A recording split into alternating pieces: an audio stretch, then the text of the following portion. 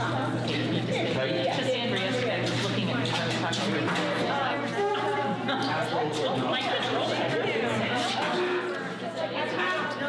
kind of like a board. I know, I saw them, like, I love it.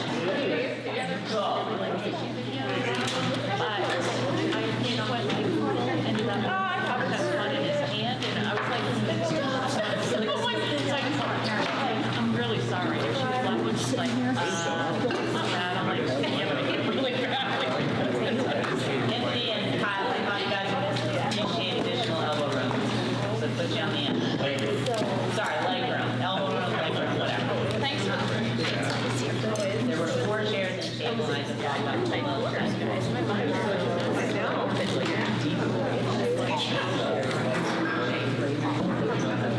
Yeah, those Sunday. I lost him.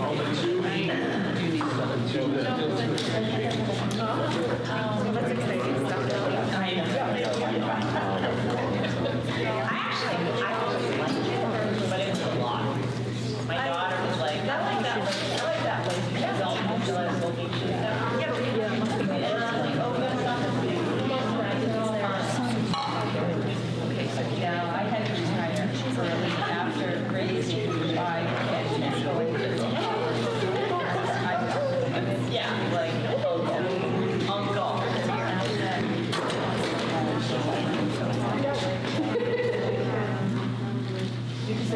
Sorry, there's no table. Oh, I said induction. No, I got a different thing. Yeah,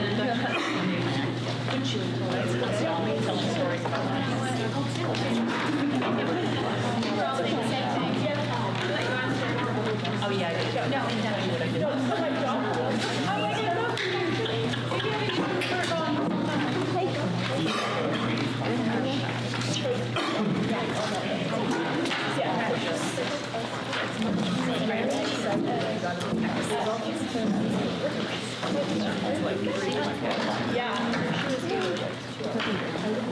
All right.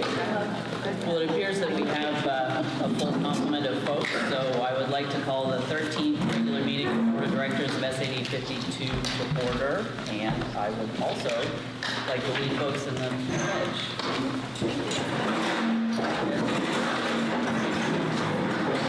Allegiance to the flag of the United States of America and to the republic for which it stands, one nation, under God, indivisible, with liberty and justice for all.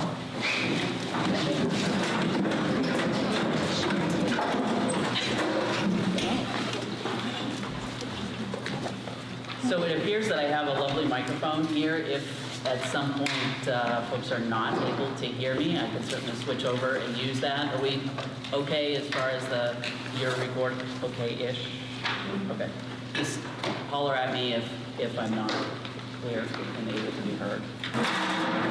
So we'll start out with our budget work session, and our 2.1.1 is a revisit list for warrant Article 1 and Article 2. And I think we have received updated warrant Article 1s. Is that correct? Terry, I'm going to turn that over to you and Gabby as far as those updates. So not major changes, but at the previous meeting, we did talk about that Gabby and I would revisit sublines, to just be sure that we thought it really needed what we had. So we went back to the 2 sublines that we decided we felt comfortable reducing were at lead and green. Green has had the highest number of sort of open positions where we've had subs in place this year, so we felt like we could reduce that by 9,000, reduce leads by 6,500. We looked at historically, we looked at what the use has been this year, and felt comfortable there. Betsy, you had asked a question, and I don't think I answered it out loud last time around the subs. And in the fall, you all approved increasing sub rates permanently. Last year, my understanding is that you increased them March, somewhere in there, and that the increase was covered by the ESSER grant. Teresa, I'm gonna look at you. And then this fall, voted to make that change permanent. So the question is, did that help? Did it get us anything? Actually, it did. So last year, there were 69 active subs during the school year. This year, we have had 77. active subs. Our biggest increase came since December. And not all of those are active now because some of them have transitioned and taken positions. So I would say based on that data, it appears as if that was a good move. It has in fact, hasn't solved all the sub problems, so the principals don't think I'm trying to paint a rosy picture, but it has gotten better, for sure. I'm going to ask Jana to actually talk. I'll give a summary. Jana needs an additional teacher at the middle school because of class sizes. The current sixth grade is a bubble class. It will increase the student population at the middle school next year by at least 25 students. It was going to raise class sizes for, I think you provided last week, class sizes for, without an additional science social studies teacher, we're going to be about 26. With that additional teacher, we get them to 21. Since then, Janet's done some super creative thinking, and so I'm going to let her talk about why we've reduced that and replaced that teacher request with an ed tech grade. So at the middle school, we have a literacy lab, which is a classroom teacher-led position. And it serves students who are not quite at grade level for reading, but not considered special education, and it's a double dose of literacy during the unified arts block. Average class sizes, which is a good thing, have been between 5 and 7 students, which is what it should be for a small group intervention. But that's also something that's practical to cover by an Ed Tech 3, who's allowed to plan and deliver instruction. And we're currently using research-based leveled literacy intervention. And so the proposal is to convert the literacy lab teacher position into the science social studies position and ask for an Ed Tech 3 instead, which will be financially cheaper and still allow the literacy lab to take place serving literacy interventions in the school. Will save us money. Any questions? So the person is qualified currently to be able to do that in social studies. So if they want to do that position, it's available. So the teacher position for Literacy Lab is being replaced with an Ed Tech 3. The teacher position is being created, but it's moving from Literacy Lab to Science Social Studies. Oh, the teacher actually in there actually used to teach science. Well, there you go. So what we need now is an Ed Tech 3, not a full teacher, which is a reduction of $25,000.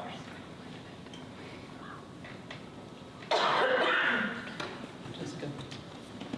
Has this been discussed with that teacher? Yeah. Are they, okay. Yeah, that would be awkward. I just wanted to make sure that we're not creating a position and then that person is not interested in becoming a social studies teacher. I mean, I don't know how much I'm able to No. share, but it was a good conversation. Yeah. Yeah. Conversation happened last week. All of that. I met with the association, met with the teacher. All that happened last week. Thank you. Yeah. Any other questions on those updates? So total reduction in warrant Article 1 was $40,893.07. And then on the revenue side, which is that document, we've increased our revenues by $14,833.58. And I'm going to let Gabby explain where that $14,000 came from. So a part of reviewing the net asset summary regularly means that you find different pots of money that were in different funds. And this amount of money was sitting in a fund called Main Care. It actually used to be handled differently. Now Main Care, the Department of Education just pays for this directly. It's not something that we have washing in and out.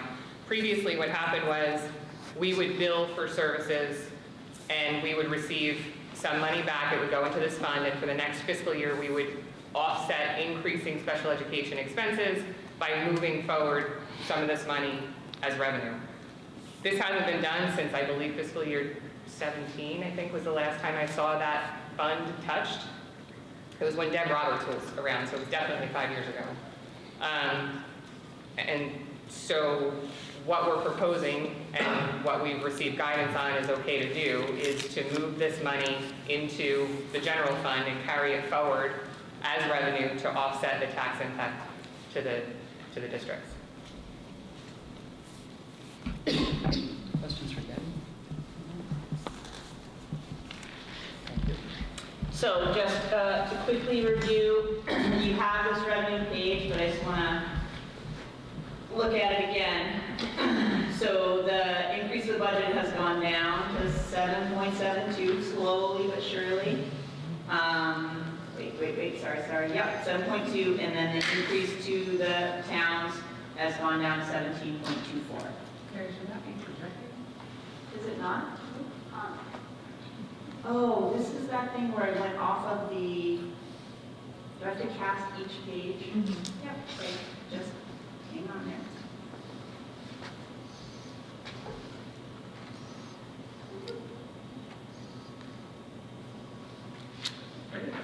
Okay, well, you have that document, And it's available on our website as well. and it's available on the website.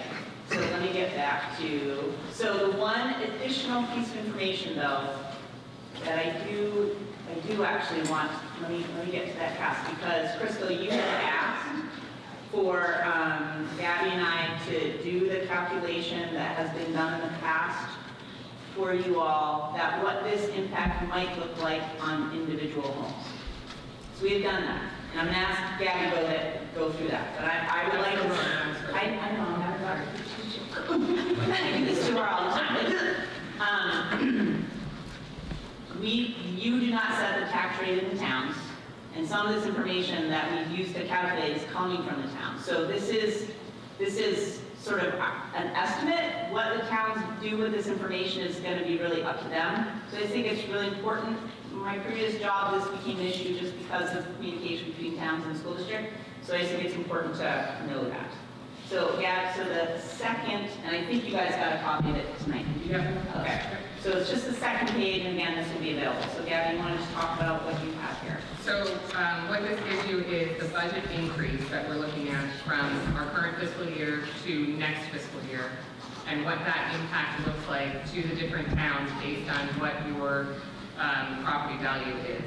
That property value number is down in the lower left-hand corner, and based on what the towns gave us and what they estimate a mill will raise, calculates how much of that $2.2 million increase to the towns, what that calculates annually and monthly in your taxes, if the towns determine that's how they're going to do it. We can just tell you what it might look like.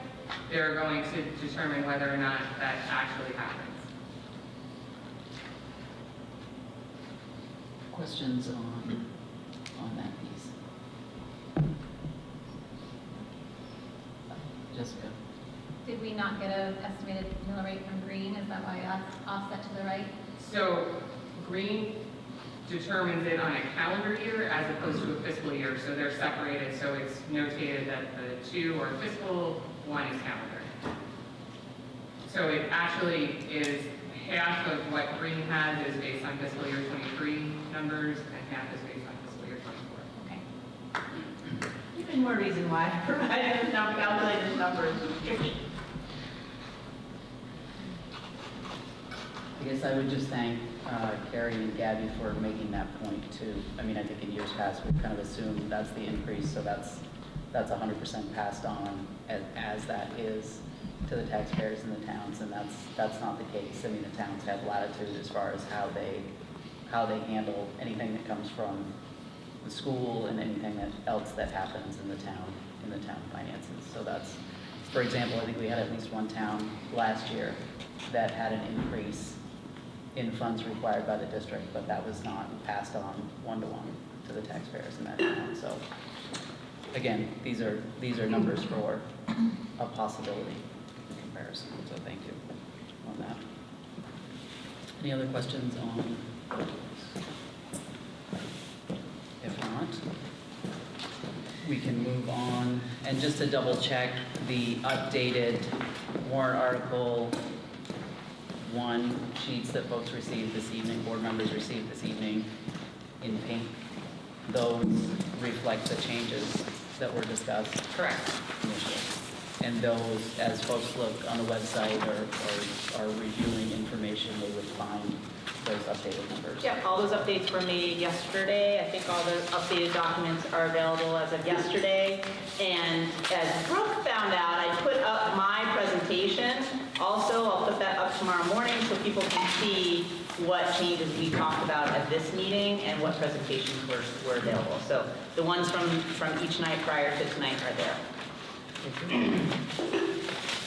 Right. So what I also want to start doing is putting up the dates of the budget meeting and the referendum, because just so people are aware of when those voting opportunities are available. So May 4th is the district budget meeting. That is in person. You have to show up for the meeting at 6 o'clock, and then the budget referendum validation vote is on May 18th. And those, do we know the hours on those, or will I as we don't. get closer? 1 to 7, 11 to 7. 1 to 7. We will get all three towns. I don't know if it's the same in all three towns. It is the same in all 3 towns, and I have that information. It's just going to take me a minute to find it, so I'll Thank circle you. back. And we'll get that updated as well. Thank you. So I'm sure everyone's taking note of those dates, and we can move to warrant Article 8, and that's transportation. 1 to 7 for the polling hours 97. on each of the towns.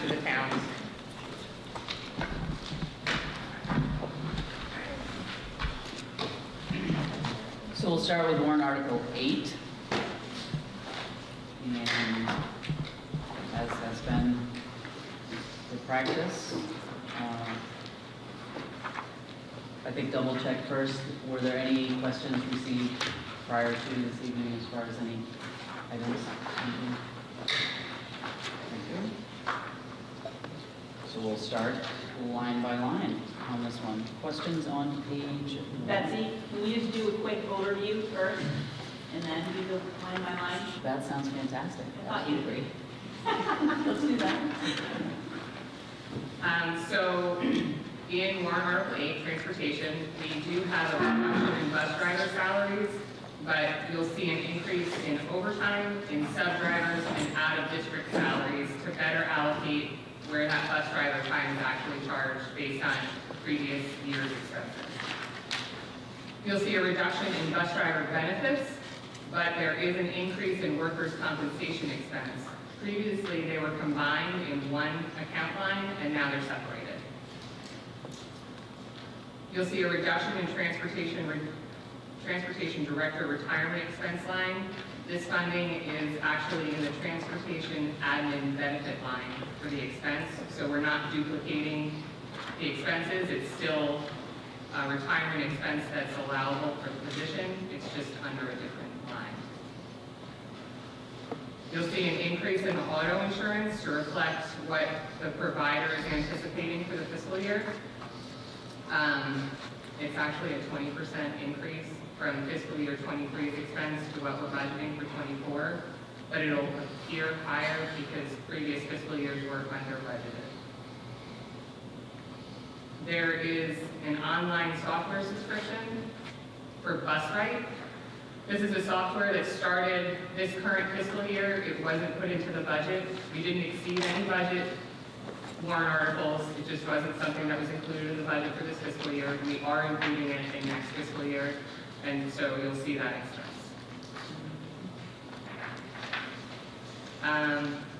There is an increase in the transportation vehicle principal expense to include one bus. We're adding 2 buses for fiscal year 24. One bus will be covered from ESSER funds that was already approved, and one bus will increase that expense line. And you have a blue document sheet that has that update. We gave that to you last. There will also be an increase in gas for homeless transportation and a reduction in gas in regular gas line to better allocate where it should be expensed. So we're charging money for homeless transportation for gas because it costs money to transport homeless students, but we are reducing the overall gas line to account for that. And then we were able to remove the DVR system for the 2 buses because it'll be covered in the grant funding. I also want to note that tonight you're going to vote on diesel fuel, so you will see a reduction next week. because of the diesel rate.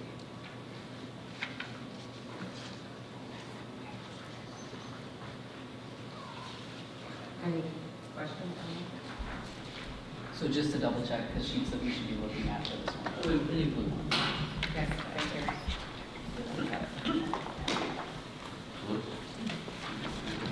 And these were received last week. Correct. Thank you. All right. Warrant Article 8, Transportation.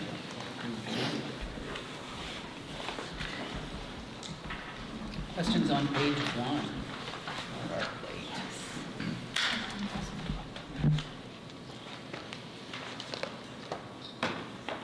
Jessica? Not really a question, but just looking at the percentage increases with our overtime and substitute drivers. They're pretty steep. Are those still because of, I'm assuming, shortages? Yeah, we increased the number based on actual expenses.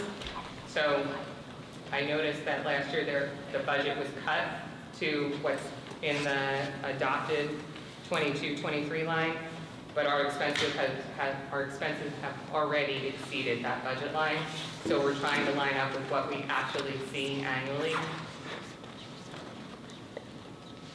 Thank you. But the salary line's down by $102,000, so some of that is accounted for that. Some of that is shifted, right? Yeah. Other questions on page 1? If not, moving on to page 2. Questions on page 2?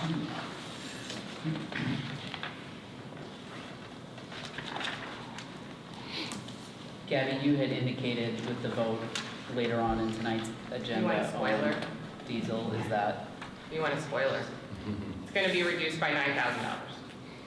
fantastic? Thanks. And this is the page where we'd see that though. Correct? Yeah, a diesel, correct. Sorry. We don't currently see that, though. We will see that? No. Okay, because right now it looks like it's up $9,050. It's going to go down to the exact number it is this current fiscal year. The rate is remaining the same. Perfect, thank you. We got those bids in today, though, and the finance committee just got them, so. Thank Yep. you. When is it going into effect? July 1. Other questions on page 2? If not, moving on to page 3. Questions on page 3?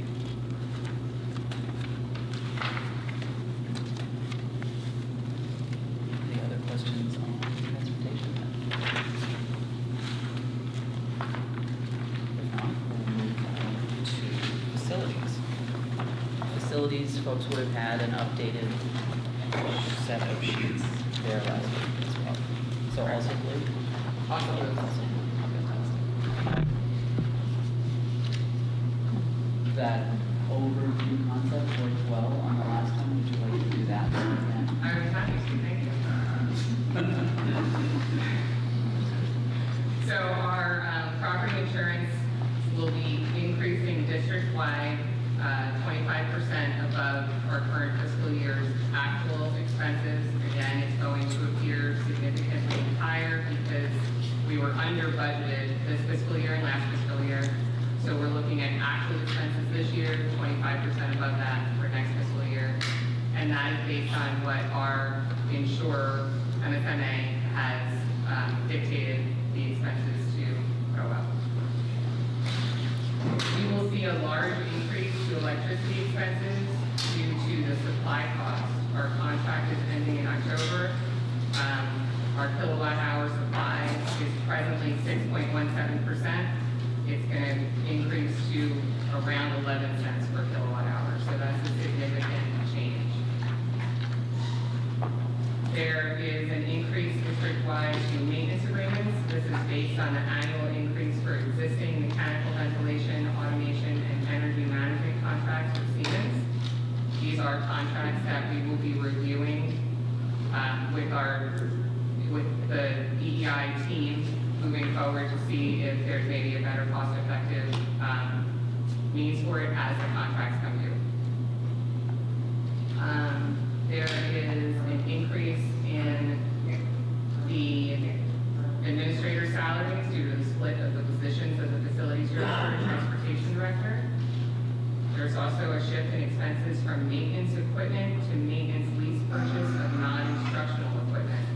This is to show the actual account number where the expenses should be charged.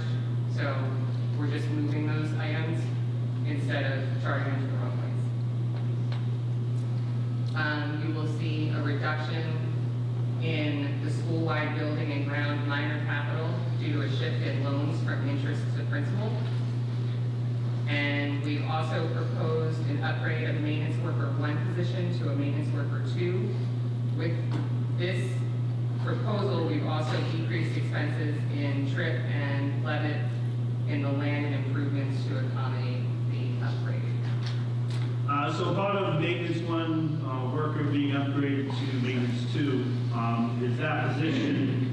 We have 3 other maintenance guys that are maintenance 2 positions now, and they do special things around the district when it comes to boiler work and certain type of motor work, and we want to upgrade the field maintenance guy to do that type of work.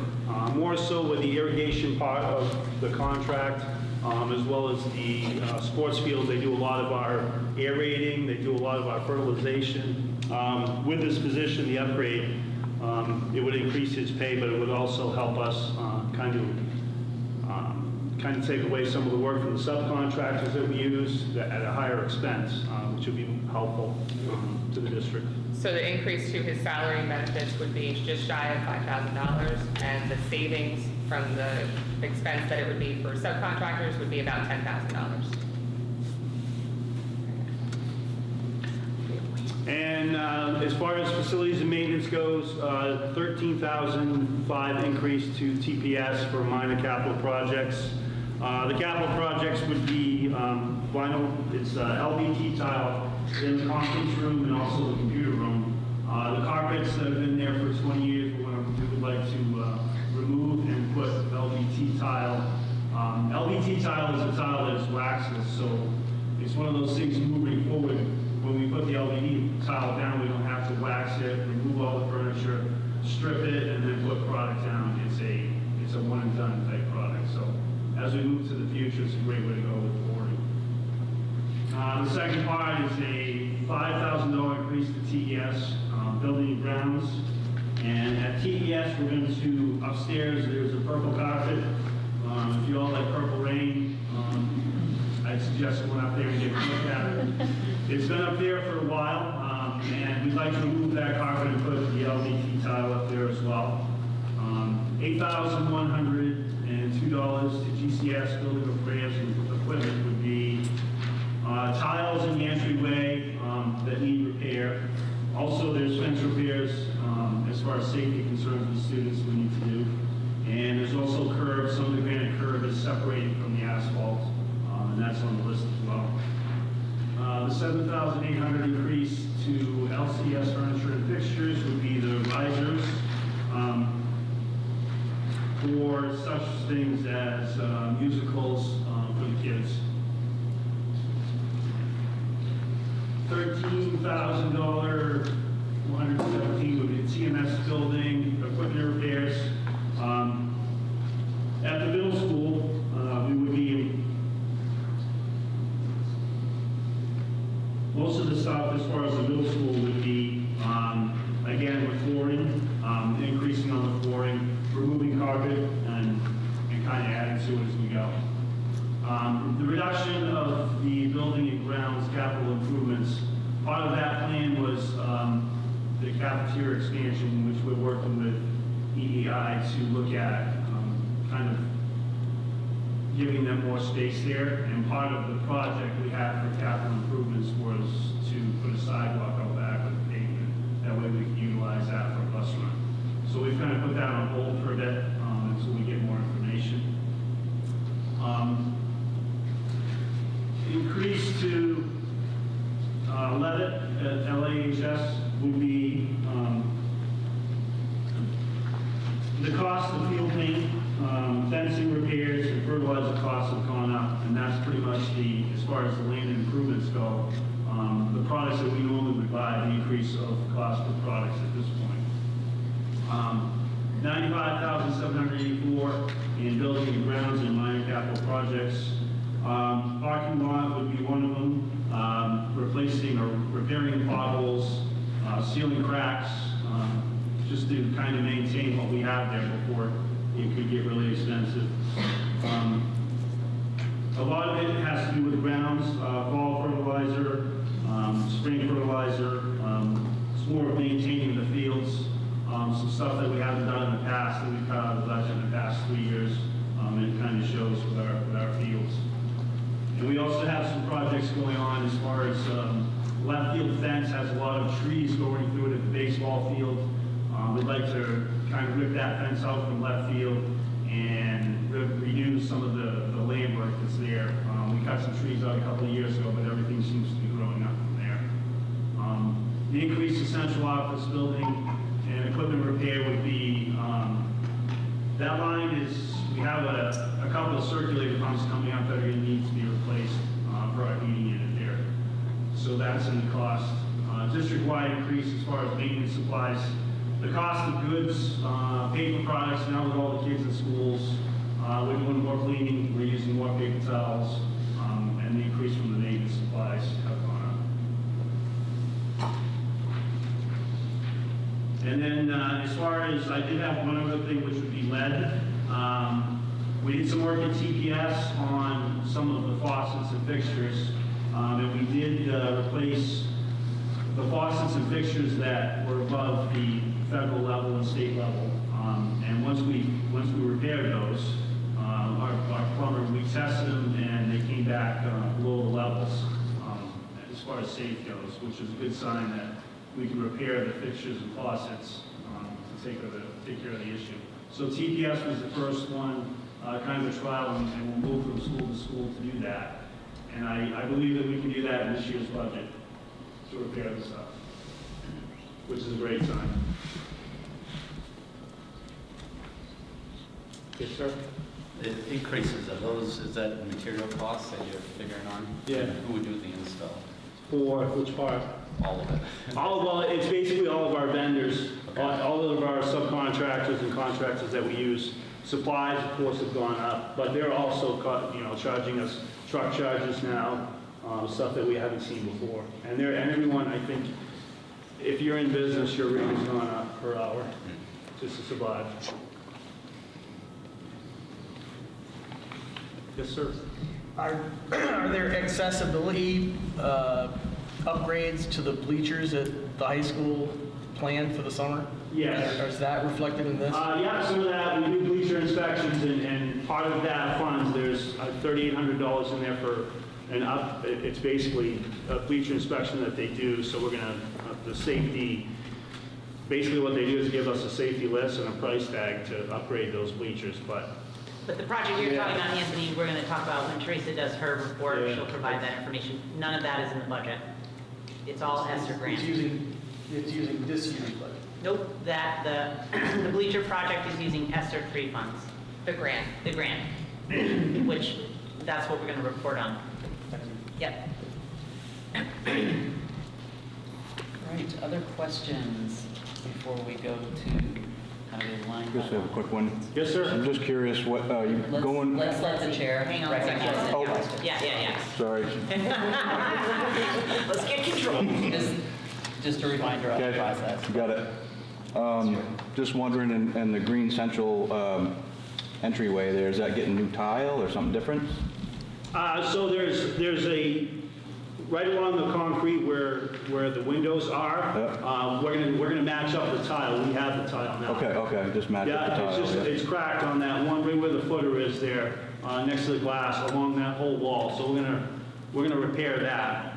So that seems like a pretty insignificant repair, like not that costly. I'm just trying to figure out where 8,000 is coming from. So part of that, granite curb that is pulling away on Yeah. that, where the kids drop off on the Yep. sidewalk, a lot of that cost is there. Okay, and the curbing. Yep.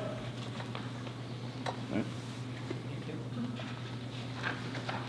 So we'll move to page 1 of 8. Questions on page 1? Going once. Questions on page 1?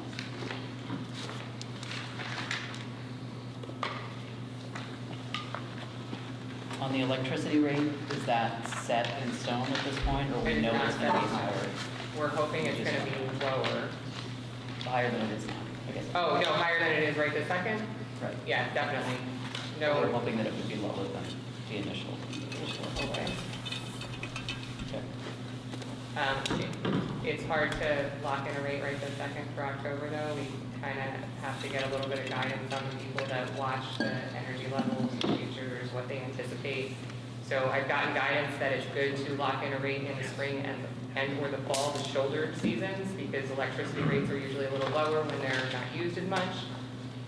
So we're hoping to maybe make a recommendation the next finance committee, but I have a couple webinars to attend. So is that something that we would see any difference prior to this budget I don't think so, being finalized? unfortunately. I wouldn't feel comfortable with that based on how the market goes, unfortunately. Any other questions on page 1?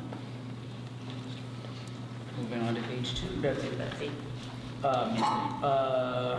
Sorry, 51,180 TPS custodial salaries. That increase, it's only 2.96%. Is that just like a shifting of duties? It's a contractual obligation that we need to maintain, and it could also be a shift of personnel as well. But that doesn't necessarily reflect an annual increase in salaries for the individuals. Not necessarily, because the people may have moved. Like you know what I mean? The Yeah, increase thank to one line might not, it's a different person. I don't know. Right, if I don't before we recall started. how much- Is there a new person? hire. So there's a new person there that wasn't there when the budget was. Gotcha, thank you. Yeah. Anything else on page 1? Let's try page 2. Questions on page 2?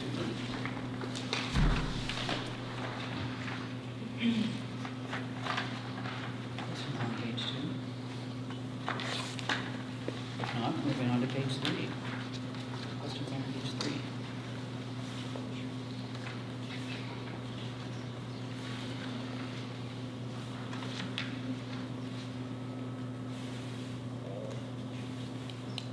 Questions on page 3?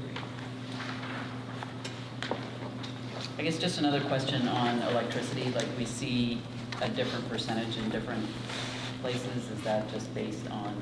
So I tried to go off of actual usage and then determine how much more it would cost based on the actual usage.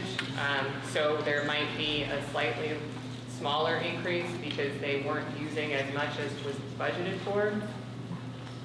So, you're welcome. Questions on page 3? Moving on to page 4. Questions on page 4?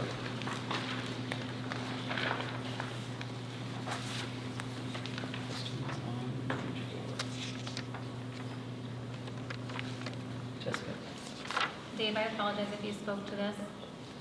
What are the custodian furniture fixtures?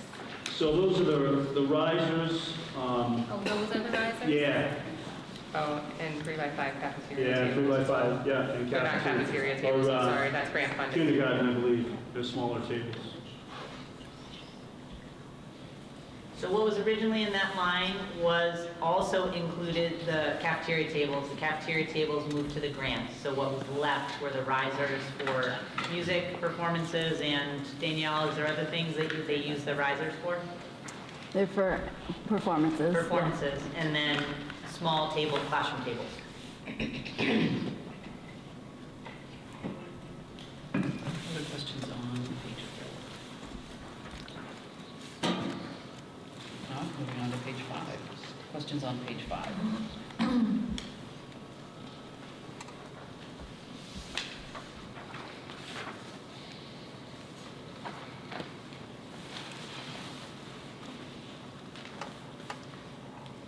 Jessica?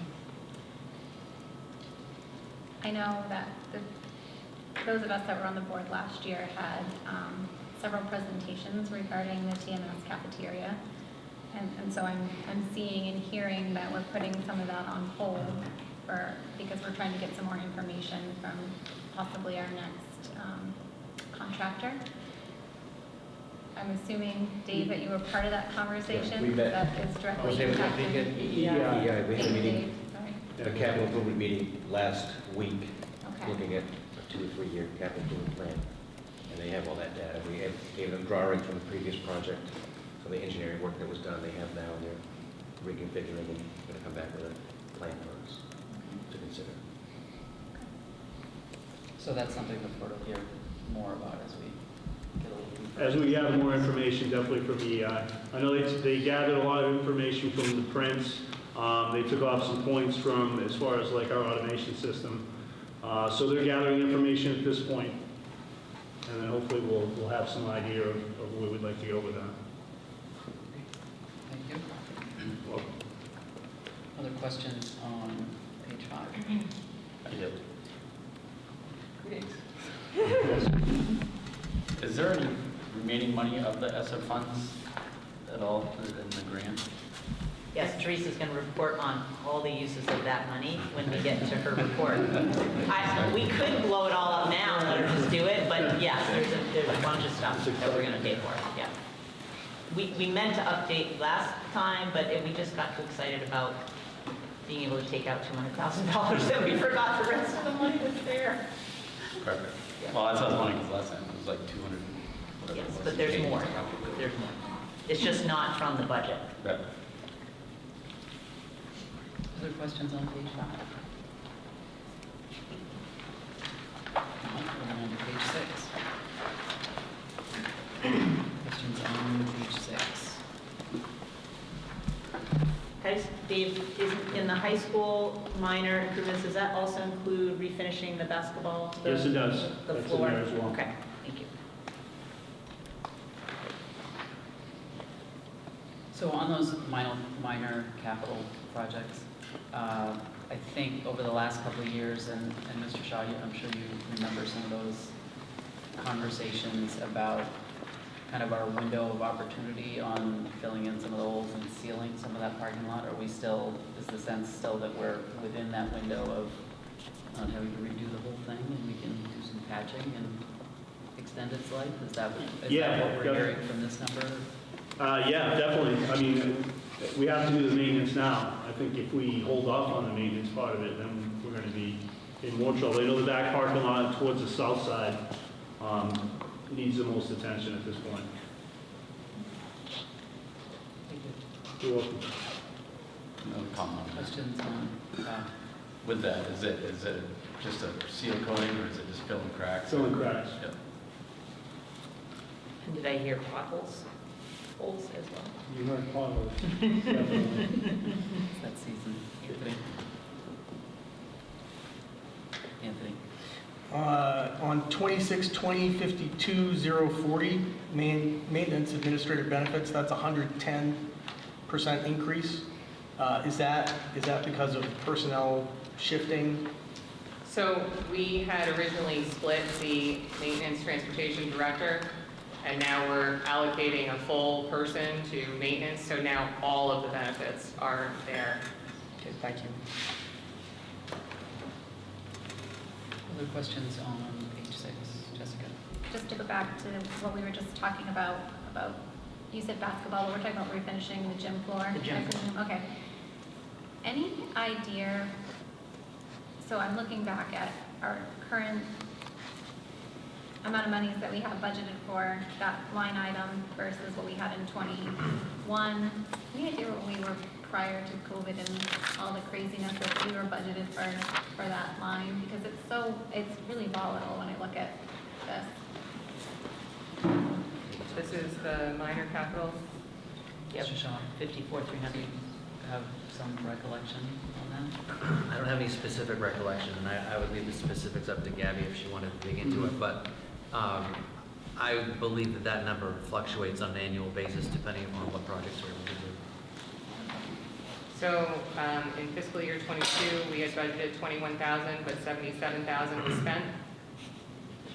Fiscal year '21, we had $31,000 budgeted and $17,000 was spent. Fiscal year '20, We had 110 budgeted and 109 was spent. In fiscal year 19, we had 59 budgeted and 46 was spent. Do you want me to keep going? No, that helps a lot, thank you. So that 133 is not horribly off our 2019, which is 110. That's what I was wondering. Thank you. Sure. Other questions on page 6?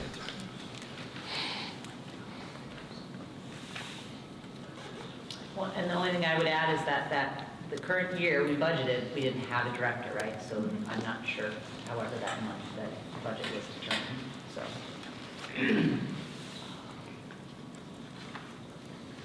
If there's nothing else on page 6, we'll move on to page 7. Questions on page 7?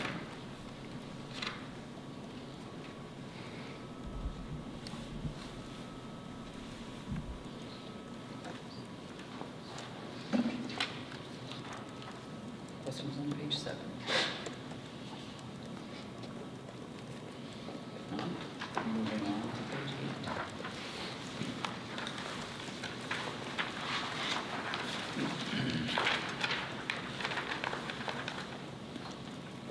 Questions on page 8?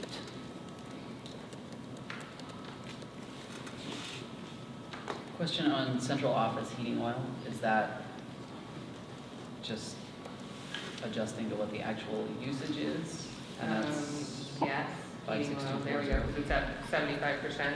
Yeah, so I was looking at actual expenses versus budgeted amount and where it was allocated across the district, and it was higher than was budgeted. Thank you. It will reduce a little bit though, because our heating oil was budgeted at a higher rate than we will be getting. Spoiler alert. So that's exciting. Other questions on page 8?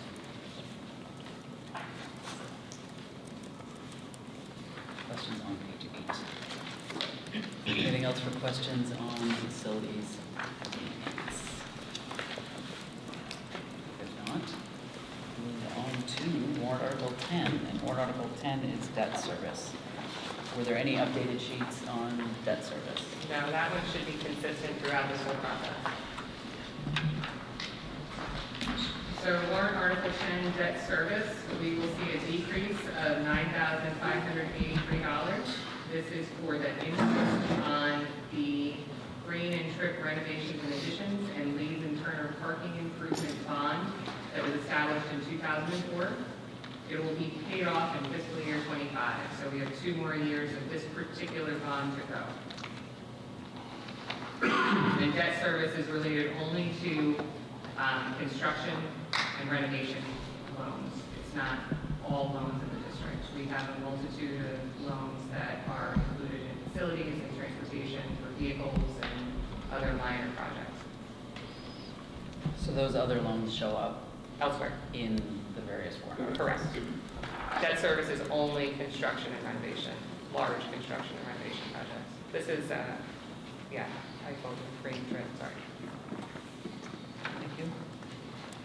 Any questions on debt service?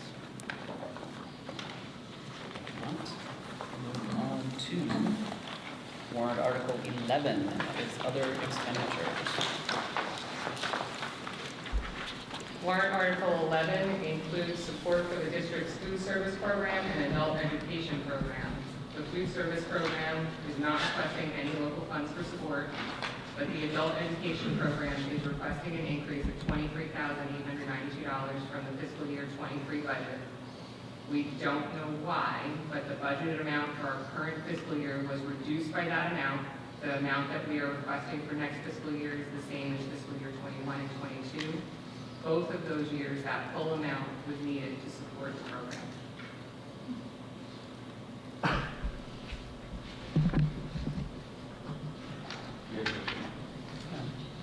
Is that the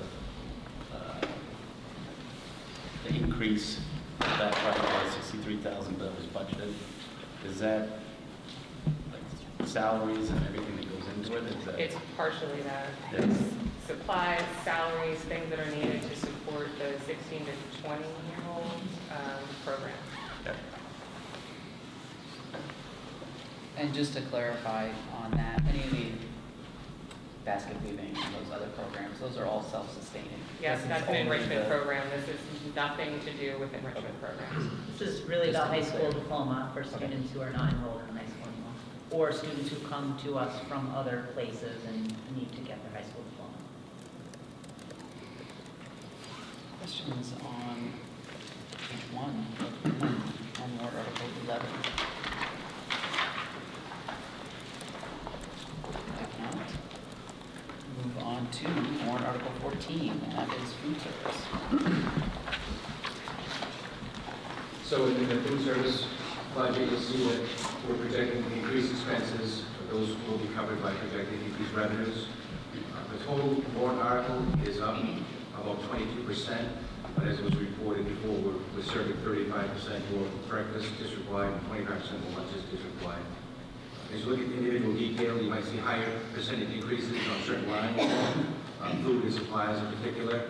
Part of that is because of the difficulty of projecting what the expenses were going to be this year, so that year-over-year percentage increase in some cases reflects more like 2 year increase. Specifically in the salary area, we've upgraded some job classifications in 3 different schools, 1 person in each school, reflecting their increased responsibilities. Now those persons are covering both breakfast and lunch with the manager. We've got some new equipment purchases, and those are specified right there. The bid process for that has started already, and we've got the projected expenses for those. So as was mentioned, we're not requesting any local subsidies, so the net impact of the general fund will be 0.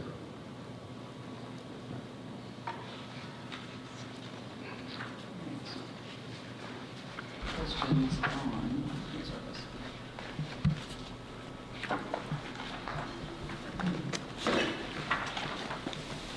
Questions on page 1, and I think it's important to just note that the various pages of warrant article 14 end up being informational in nature, in that they are not, as you indicated, there's not a net effect to the general fund, because those increases are going to be covered by, increases in costs are going to be covered by increases in revenue anticipated.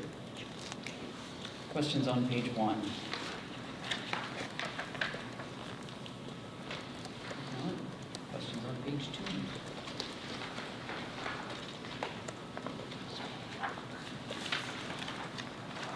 Questions on page 2?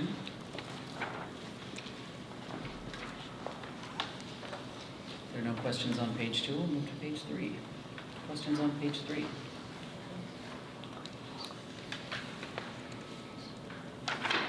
Questions on page 3? If there are no questions on page 3, any other questions on food service? That's You can see that my peripheral vision. The food service equipment repairs. Actually, it's actually 56,300 or 57,300. 9% increase. Are we replacing the equipment in that? That's the tilt skillet, right? Yeah, that's the tilt skillet and the burner range for the high school. Okay. How old are those? We don't have a skillet now. Okay. So what we're doing is we have a 6-burner range with a flat top grill. Yeah. We're trading that in for a 6-burner range and a tilt skillet to accommodate production needs. What is the tilt skillet? What it is that's a great question. Right now, if you can picture someone trying to make a 10-gallon batch of soup or sauce, they're lifting the big 10-gallon pots onto the stovetop. The skillet is a rectangular gas-fired griddle that's got an 8-inch wall all the way around, and you can prepare a product in there, and then just as the name implies, it tilts to pour the product into the serving pan so that there's no lifting. It's much more ergonomically correct. It's a lot more safe to use, more efficient.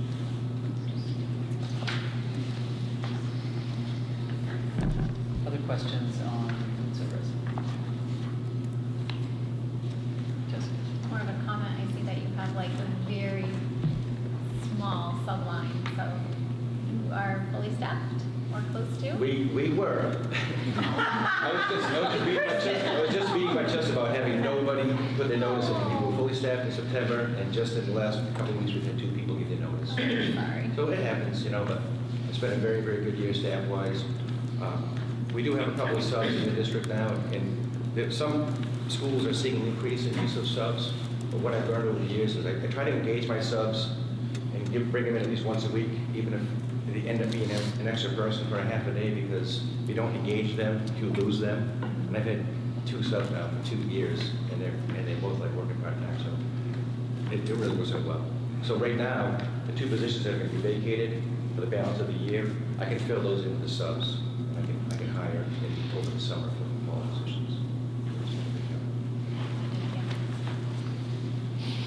Anything else on food service? If not, that brings us to warrant article 19. 19 is reserve accounts. Turn this one over to Gabby. So for this fiscal year, this coming fiscal year's budget, the way that reserve accounts work is you can move unallocated fund balance into these funds to help offset unanticipated expenses, or to help build up to offset the expense that you will incur, so that it's not as much of a burden on taxpayers, it's not as much of a burden to the budget overall. So first, we're requesting to establish a technology reserve fund.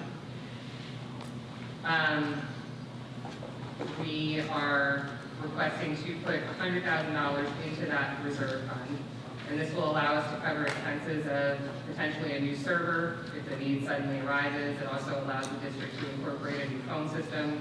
It's something that is planned for, however, based on the process of porting existing numbers, it can take a while to determine whether or not it's actually feasible within the next fiscal year. And it would take time to effectively maneuver it, and this fund can cover the expense as long as the board approves the use of the funds. We're also recommending that $200,000 be added to the existing capital repair reserve. These funds can help with unforeseen expenses that arise, or it can build up in order to cover a known upcoming expense, such as we're going to need a new diesel tank, and at the same time, maybe we would install another gas tank.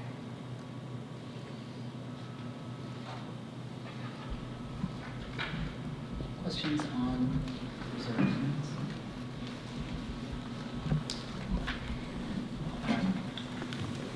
I know we'll be touching upon it with the spoiler alert, but the fuel tank, if you were to get this, would that change the pricing on? No, no, because we have a diesel tank right now.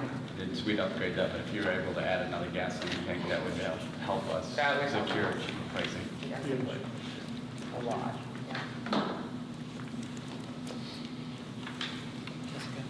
What is our current amount in our capital repair reserve fund? So we have 2 different capital reserve funds. One is just a generic repair fund that's meant to do any kind of maintenance and upgrades to the facilities that are needed as long as the board approves the expenses. That has $2,680 remaining in it. It did go up to $600,000 several years ago, but a lot was expended to do, I believe it was paving in some areas, and there were a couple of other projects. Then there's also a capital fund, reserve fund, that is specifically allocated for the wood chip boiler, the chiller, and the wastewater treatment plant. So if expenses occur related to those items, as long as the board approves it, we can expend from that reserve fund. We're proposing to put this $200,000 into the repair fund, not the one that's allocated for the specific items. Thank you. The one that's specifically for the wood chip boiler, the chiller, and the wastewater treatment plant, the chiller we replaced, correct, in one of the last projects? I can't, oh, you know what? I think so, one of the Siemens projects, right? Yes, you're absolutely right. So the chiller we replaced in the, I'm trying to think back through the thought process on that, the wood chip that was intended.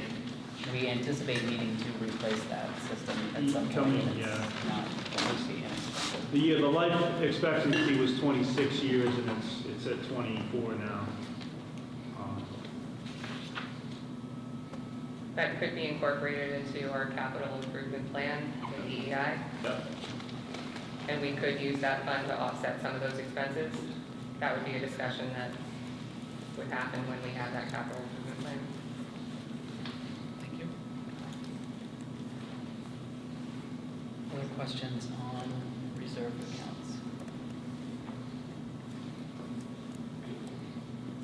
If not, that brings us to the conclusion of the warrant articles for this evening. Our next item is public comment on the budget. I will read through the public comment policy, so folks are all on the same page on that.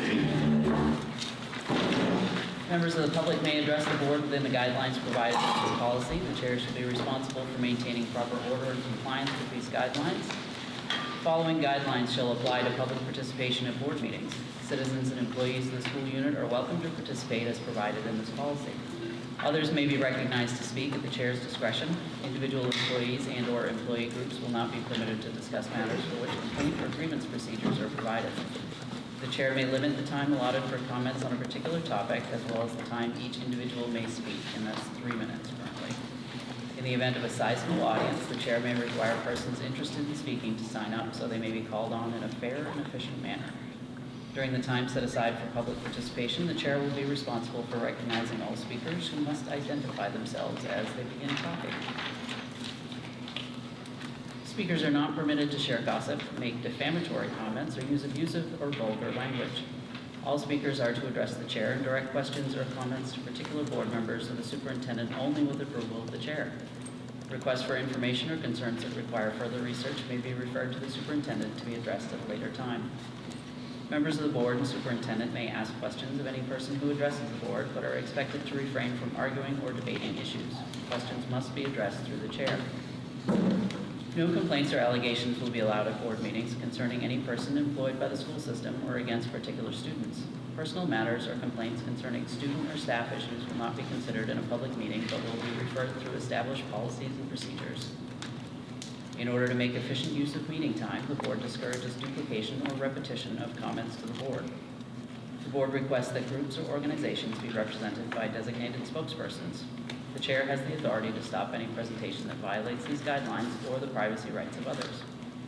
Persons who disrupt the meeting may be asked to leave, and the chair may request law enforcement assistance as necessary to restore order. We have folks who are interested, and remember this one is intended to be specifically on the budget. There'll be another opportunity for public comment kind of in a more general sort of sense later on in the agenda. Do we have folks that would like to comment on this? Good evening. I was wondering on the warrant Article 8, the reduction in bus salaries, if you know like how much, or is that just a general? So it's not, I'm sorry, can I? Kevin, thank you.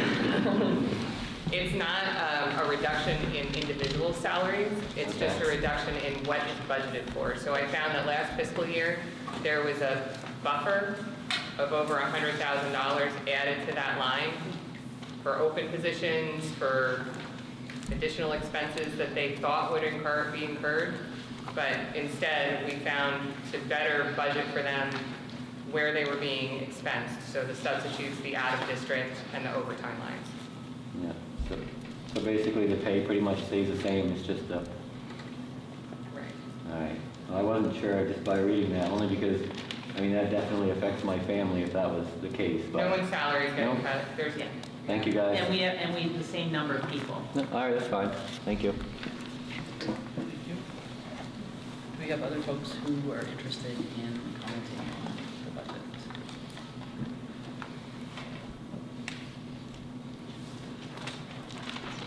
One last one? If not, remind folks that our next budget work session is March 30th at 6 p.m. at Tripp Middle School. And I think as part of that reminder, I think in years past, the board has at some point kind of weighed in on is the percentage increase on the budget where board members are comfortable with or uncomfortable with or various items like that. I don't believe at this point we've taken that specific staffed. So we can certainly either do so at this point, understanding that the sooner we give specific indication to our administrative team, the better able they are to respond to concerns that may arise from board members. So if anyone has, we've made it through many warrant articles at this point, so I think folks have a sense of where the budget increases are at this point. So if anyone has strong feelings one way or another as far as where the budget is at now or where folks would prefer to see it, now would be a great time to weigh in on that.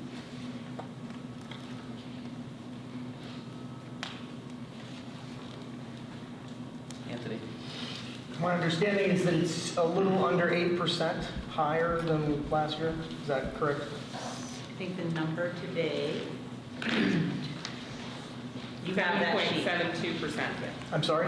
7.72% over our current year's budget. I think, I mean, obviously, I think everybody would love to see it not have to go up at all, but in a time when we are seeing inflation where it is, I think it's quite remarkable that we're able to bring it in at this level. So I would love to see it lower, but I also realize that if we did nothing at all from last year's, it would probably be well over 8 or 9%. So thank you. other folks? Kyle? Was it last year, didn't we have an actual breakdown with the percentages if we were to have to do some cuts, that we'd see what would actually be cut?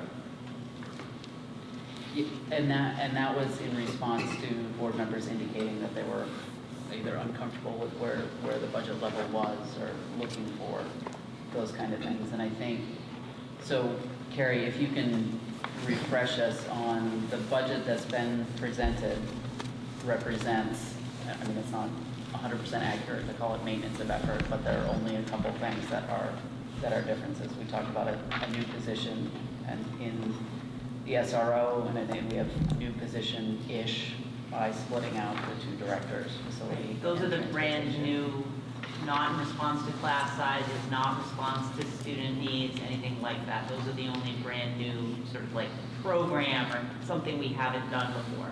Everything else is really tied to student needs and numbers. Because unlike, neighboring school districts are, we see in the paper, Lewiston struggling, their budget's high, they've lost students. We actually, wasn't a huge number, but we picked up students. And so for us, that's not necessarily the issue that we find ourselves in. But if we go back to that my initial sort of like heads up with the ED 279, it's the change in how we're calculating students who are socioeconomically disadvantaged and the struggle that the potential revenue that we're not getting because of that, and the increase in the valuation of the three towns, like $69 million. Like, there's just nothing we can do about that. That is the world we're living in. We all know that, crazy home prices and people trying to buy a house, like somebody over here. So I think those are things that are just out of our control. And so the state is going to say, you can pay more, and so you have to. Does that answer your question? But that we can also do some calculations. I mean, we can, if you want to do that at the next meeting and want to just hear spitballing. At one point, Gabby and I did look, like, if we could get the percent increase to under a double digit to the towns, it's $1 million we'd have to cut. Like, it's a significant, and the only way to cut that would be cutting teaching positions. Like, there's no other way to get that amount of money, because as I'll remind you, 80% of our budget is people. Anyone else have strong feelings one way or the other on either where the budget's at now versus where you'd like to see it, or if you're okay with where we're headed? I mean, I personally like to see at least a spitball, before you know, like if there was an opportunity to adjust it, I think it would be nice to see if there was anything that we could cut, what would that be? Spitball from what standpoint? What standpoint would it spitball from? Oh, you want me to use spitball? Well, mine would be, it would be anything that we could, that the faculty could feel that we could actually cut. Like if there was something that they'd give up, if there was. So I'll remind you, we are cutting 2 teaching positions from the high school, right? So I mean, Evan, like, we haven't even gotten back to that, and those positions are undetermined at this point. By next week, I think Evan will have a recommendation, but we are already doing that. So the new special ed teacher at TPS is essentially being covered by a loss of a teaching position at the high school. It won't match up monetarily because it depends on the person, depends on all that. And then we actually tonight reduced the new teaching position at the middle school to an ed tech position. So the rest of those positions really are shifts, right? Shifting from green to a special ed position at the high school, shifting an elementary position for a TPS to cover class sizes. So in reality, like, we have cut 2 teaching positions to cover the ones that we needed, and we've even reduced one of those teaching positions. So that holds us being able to do what we're doing now. Whether or not, based on, Evan's recommendation next week, right now, we're not cutting any programs. That may change once we know sort of what that looks like at the high school, but we would have to, you would have to sort of ask us to identify programs. We're no longer going to offer this, and that is 2 people, right? Or teams. Like, it would have to be a thing. Like, there's no wiggle room. Like, if we cut 1 teacher, we can still offer this class, right? Like, we're at that point. And that's exactly why I bring up the question, right? Because in order, like, the administrative team has presented us with a budget that still does the things that we do today. And absent more specific guidance from the board as far as, that number's not okay with us, or yes, that number, we understand inflation, et cetera, then that would be. So I guess what I was looking at too is just that the whole ESSA grant funding too, that Teresa's gonna say, like, it would be nice to know what that's gonna be, to see what, if that is, there's, I don't know, something in a present box right now that I want to unravel and see what it is. So that we can make a decision if there is money there that we can allocate to help reduce that percentage. We've already done that, though. $200,000. That's $205,000. Right. So there's no money then? There's more money in ESSER grant, but only $200,000 of what Teresa was able to get That we can use. pulled out of the budget. So we very specifically targeted things we knew that could be approved in the ESSER grant, because you can't just do whatever. It has to be a very specific thing. So we knew things in the budget. When Teresa rewrote the grant during February vacation, or somewhere around there, it specifically targeted, can we get these projects approved so we can pull them out of the budget. And to your point, all of the ESSER funds are now allocated for specific things. There isn't money that's just there to use Okay. on different things. I guess that was my question for Okay. the whole thing, so. Yeah. Thank you. Yep. So I am not advocating, this comment is not meant to advocate that any positions get cut. But you were saying to meet $1 million reduction, we'd have to cut positions. On average, is that 10 positions? Is that 12, 15? So, $1 million would probably be, let's just say, roughly 13 positions. Okay, thank you. I think that And that's just a gives- ballpark, please. Yeah, no, I totally understand. But I think that gives a useful, like, you'd have to eliminate 13 positions. And that's if it went back to, sorry. Jessica? Okay. I was just going to say, and I've said this before, I very, very much appreciated getting this information early. I appreciated our administration reaching out to our towns early when we realized what that impact was going to be to our towns, so that our town selectmen can hopefully be working on this puzzle also, because it's going to be a collaboration between both entities. I very much appreciate, Gabby, your thoroughness in looking at our actual numbers versus what we need to budget this year. And I know that part of that increase is a reflection of our actual numbers not being accurate last year. I appreciate all of our administration thinking really long and hard about any additions that we might want to put in place, because this budget looks very different than budgets I've seen in the past, right?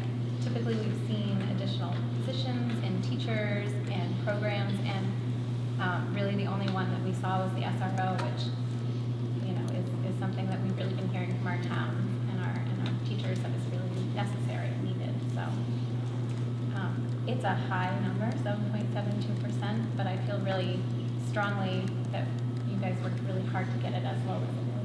So thank you. Yeah, and I would echo that and echo Anthony's comment earlier. I mean, as high as we've seen inflation over the last months, I think a 7.72 increase that includes an SRO and includes better alignment on, you know, on some of our facilities and transportation that we know we've struggled with since forever, is certainly admirable. The pieces that are out of our control from the state, the changes with the state, definitely result in an impact to the towns that is not terribly comfortable. But I think if we as a board decide that this budget contains the things that we think are important for this district, that's one thing.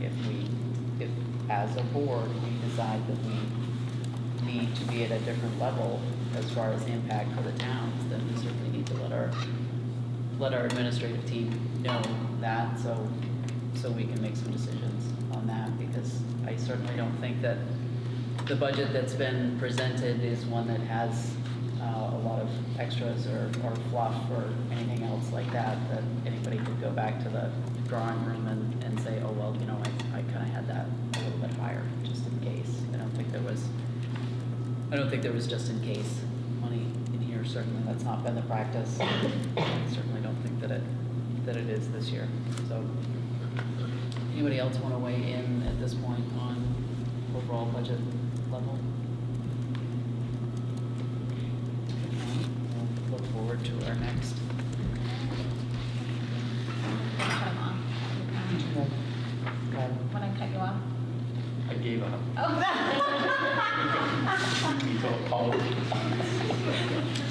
So Kyle is also looking forward to our next budget work session on March 30th, then, and that's at 6 p.m. at Tripp Middle School.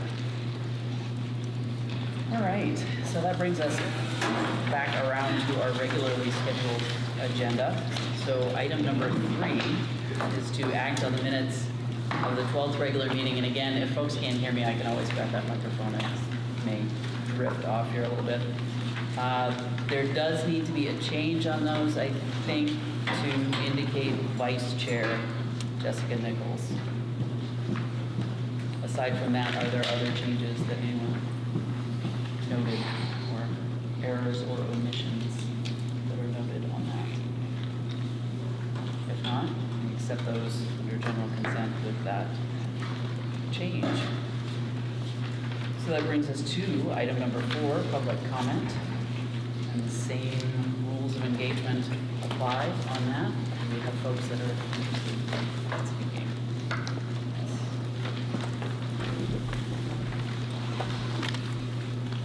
Crystal Nichols from Green. The board will soon be deciding upon proposed policy changes. Among the attributes these proposed policies bring to the community is more transparency, which supports rebuilding trust between the community and schools. This can only be a benefit.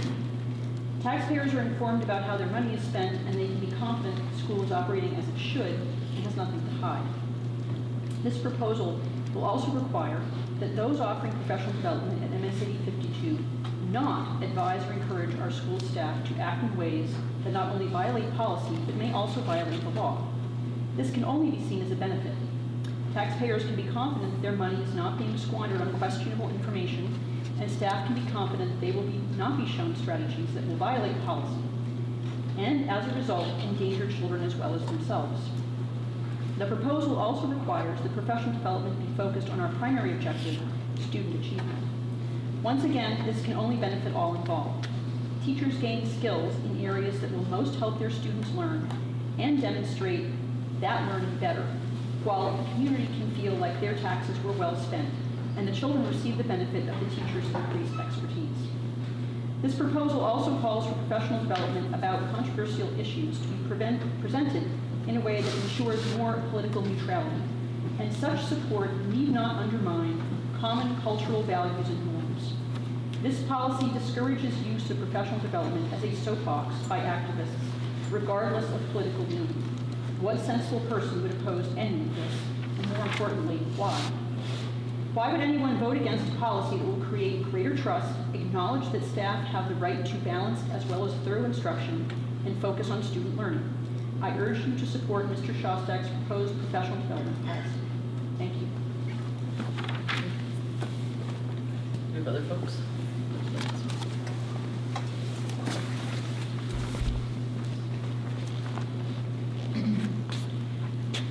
Good evening, everyone. My name is Matt Landry from Green. I came here today in favor of a proposal for an amended policy for staff development. This policy has no direct impact on me as a citizen, but it does affect the use of tax dollars and what these kids could be subject to learning.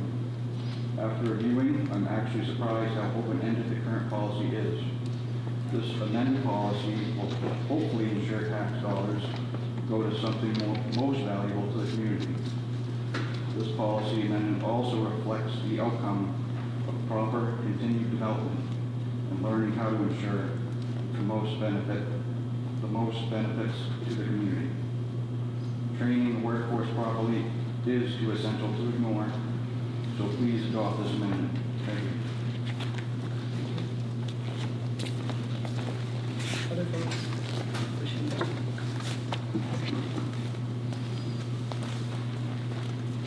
Jay Giles from Leeds. So I was going over the policies. I have maybe some questions or concerns, maybe the chair could help me with, or somebody. So I guess my question is, Chair, if I could ask a question. You may, and as we indicate in the policy, if it's something that needs to be followed up, we'll certainly do that. I'll just, are the policies meant to work in conjunction with one another? I guess meaning like to somehow coexist as one, but broken down for better understanding? If that's not, if you don't really understand that, or would it have to state that in the policy for that to be true? So I guess what I mean is, if a policy states that this policy must follow its own rules and also must follow all other policies and school rules, the policy that says that, does that mean it has to align with like any other policy? If you had a specific policy example, that would certainly be helpful too. Yeah. Like if there's a specific policy you're inquiring about.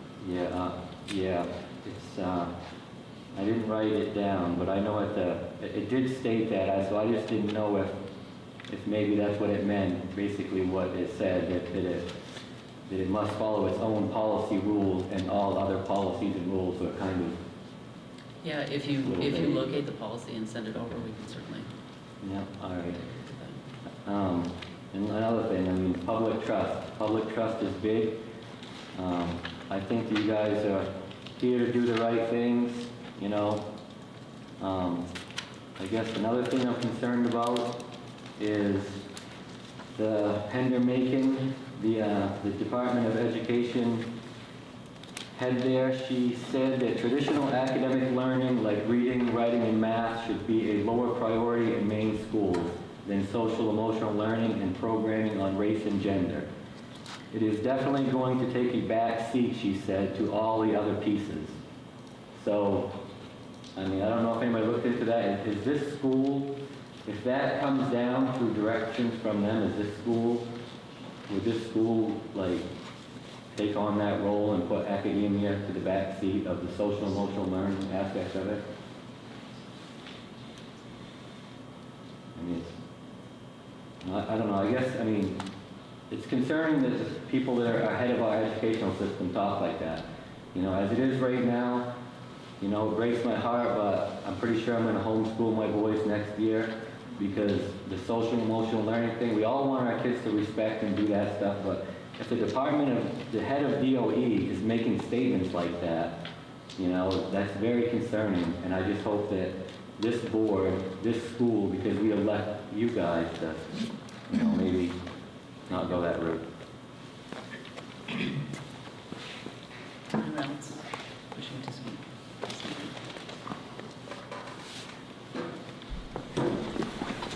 Excuse me. Yeah, good afternoon to you all. I'm Ben Simpson, although I currently live in Auburn. I graduated from Levitt last 2019. And although my experience was a positive one throughout Levitt, through my understanding, there have been issues regarding people among the LGBTQ community.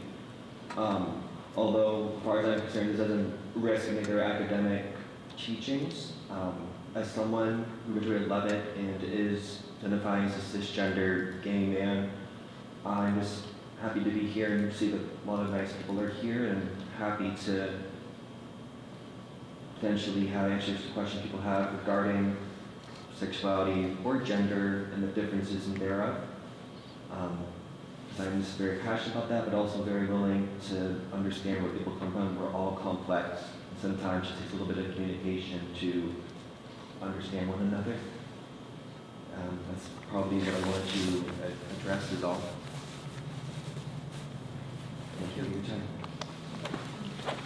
Thank you.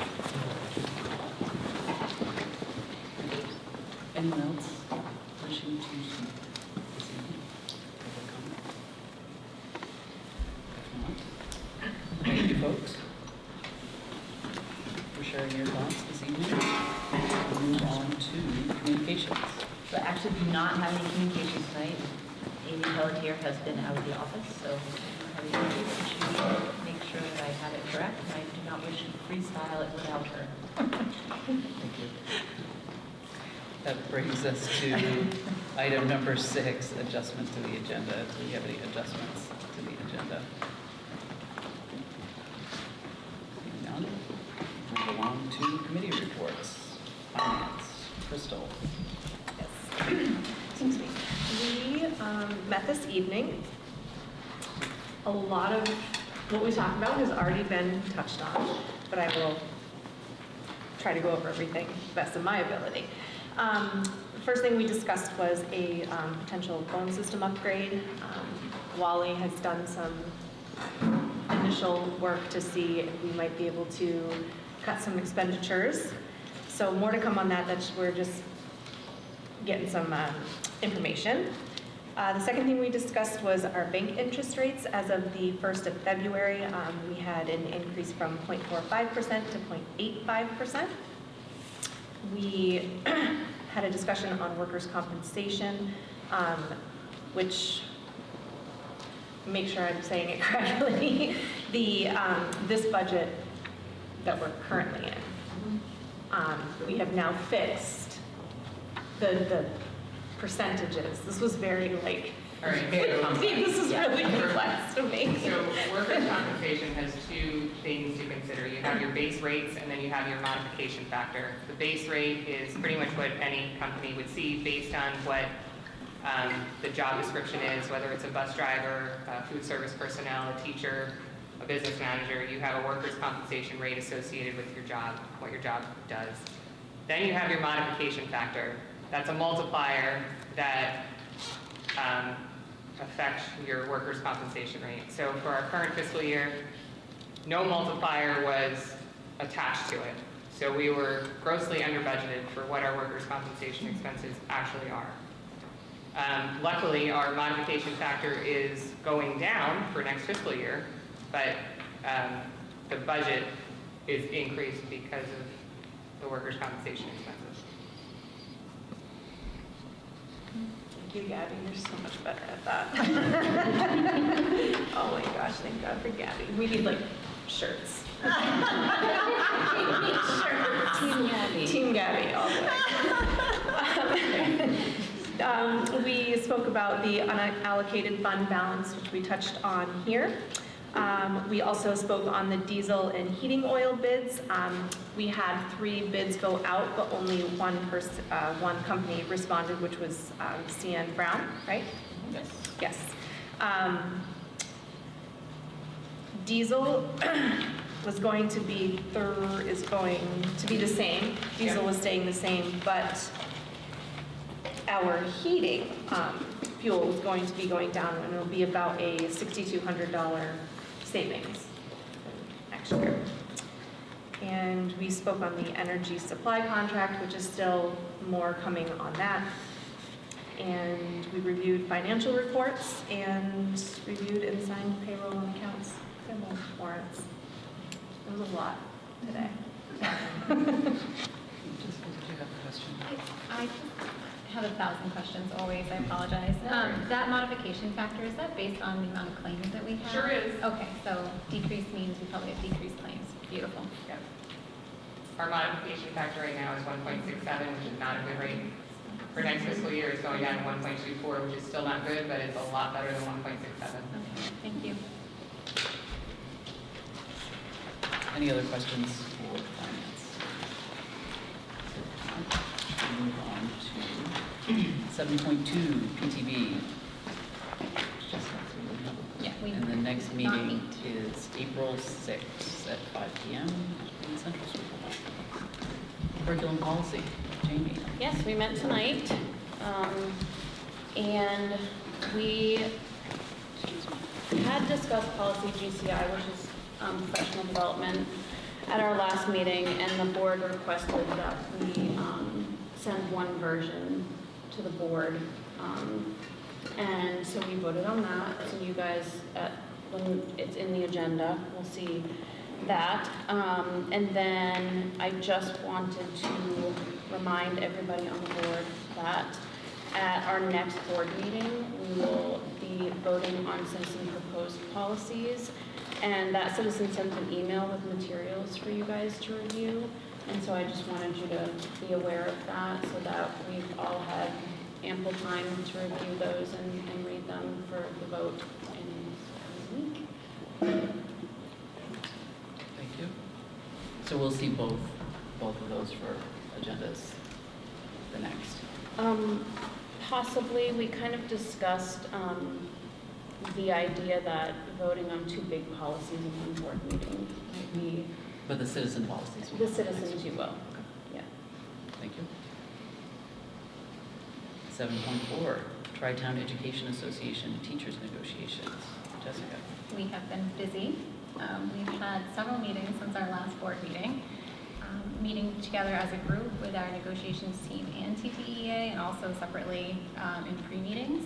So things are going well, and we have an executive session this afternoon to talk a little bit more. And that's 9.4 that we'll discuss further. Thank you. 7.5, Student Representatives Report. Sydney and Mela, is there like a rock, paper, scissors kind of thing? No, she did, she made these. I wasn't going to say anything.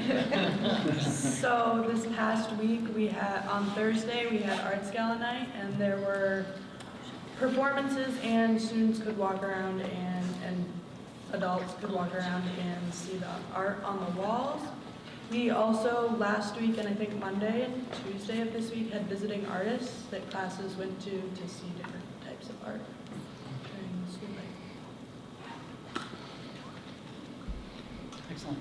So what were some of the visiting artists? There was karate, screen printing, juggling. I had one guy who taught me theater, and then this same guy who came into my video production class and showed us how to use lighting.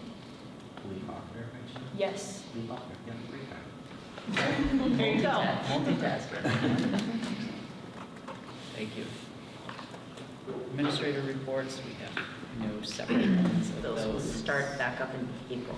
Excellent. Assistant Superintendent's report, Teresa. What Kyle's been waiting for. I just want to point out that the entire ESSER grant is on the district website under quick links. So if you want to read, I've already found the typo, but they approved even with that one typo. But just to review for everyone that may not know, the ESSER 3 grant was initially submitted in September 2021 after we provided opportunity for meaningful consultation, which was required as part of the grant. So a survey went out to families, an email, there was an opportunity to email me, and then there were public forums that were held in each of the 3 towns. So when Gabby mentioned we have to follow certain rules, that's one of the rules that we have to follow. And we can only create certain, they're called projects. So if you think about if you're in your house and you've got some projects to do, think of it that way. Like maybe you need renovations to your kitchen, and then you also want to reseed your lawn. So there's different types of projects, and there's criteria for each. Initially, we submitted 17 projects, which included summer programming, after-school tutoring, and learning sessions. At that time, and still as part of the grant, we are required to spend a minimum of 20% of the $2.4 million to address learning recovery. So we also did some building repairs, health and safety measures, and technology. During the life of the grant, which all the money needs to be spent by September 30th, 2024, you are allowed to ask to have projects reopened and rewrite them. Like if you change your mind, maybe you don't want your kitchen repaired, maybe you want your living room done instead. It's similar to that. So when we opened, I actually asked that all 17 projects be opened because we've been keeping track of funds, and we were realizing that some projects, such as we had written a project for district-wide social workers, we were not able to fill those positions. So we closed that grant out, that project out rather, and we were able to transfer the money to other things. Cleaning of facilities was handled in-house by the district budget, and the irrigation holding tank and pump stations, that was another project that was also handled through the district budget. So that left us 14 projects, and the funds were redistributed throughout those projects. The remaining projects include targeted instruction. Remember, we still have to address learning recovery, and reserve to address learning loss. This included summer and after-school programs, which we did run, specialized material to support student needs. Also, another project is educational technology. We use that to purchase one-to-one devices. Updates to the district conference room for trainings and meetings for administration will happen, as well as, yeah, okay, never mind, that's as part of that. We also put into place, I think we talked about the safety pieces that we put in place, and Wally's not here to name that for me. Oh, but it's to monitor our Google Suite, so Suites, to look, to make sure if kids are, you know, saying concerning things within their account, Yeah. we know that. Intervene. Another thing you're allowed to do in part of the grant is to write grant management, which covers the costs for, we have one individual who manages the work, reviews the funds, works closely with me and with Gabby. It's really required for, it's been critical for us as part of a grant with so much money to be able to keep track of all the invoices and everything. Another project we wrote was staff evaluation and supervision. When school was closed and when we returned under a hybrid model, the evaluation system for our staff was put on pause. And so when we came back, we have implemented use of a platform called Frontline that helps administrators and directors in evaluating their staff performance. Another project is improved ventilation throughout the schools as needed. We have done upgrades and repairs to facilities, which include some things that have already taken place. It will include, this is part of the money that was pulled from the budget, it will include upgrades to the lighting at Levitt Auditorium. This was year 2 of a 3-year project, so while it saves us $20,000 from this current proposed budget, it actually will save us $40,000 because the project will be completed and paid for with ESSER funds. We won't need to put more money in the budget next year. Also, and I think you might have seen an email this week, this does cover the cost of the stands at the high school near or on the football field. I don't know what the correct wording is, and it will make them ADA compliant, which is something that one of my former students had sent us an email about. But it's been an issue for several years. It has been an issue for several years, and it might be one of the things I'm most excited about. Yes. Same. And that is not in the budget, but we will not have to put it in the budget because this work will be done. And I've been told I can't call it a stadium, although I like that term better. Okay. We also looked at another project is improved delivery and distribution of student meals. During the pandemic, when food service was providing meals, some of the equipment and other pieces needed were purchased with that. This is also going to cover the tables and chairs at Leeds and Tripp as students are able to return and eat in the cafeteria. So that was money that was pulled out of the budget. One project covered transportation for students. When we offered our after-school and summer programs, we were able to provide transportation for students that needed it. Improved communication is another project. We were able to purchase photocopiers and some phone systems. There was a project we did at the high school. No? Yes, we did. Okay.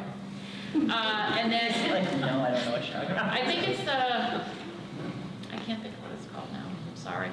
But anyway, one project is improved communication. That much I know. Staff support. We will be able to pay for additional stipend days for staff to do curriculum work, which was paused during our hybrid and closure years. Also training and conferences for staff.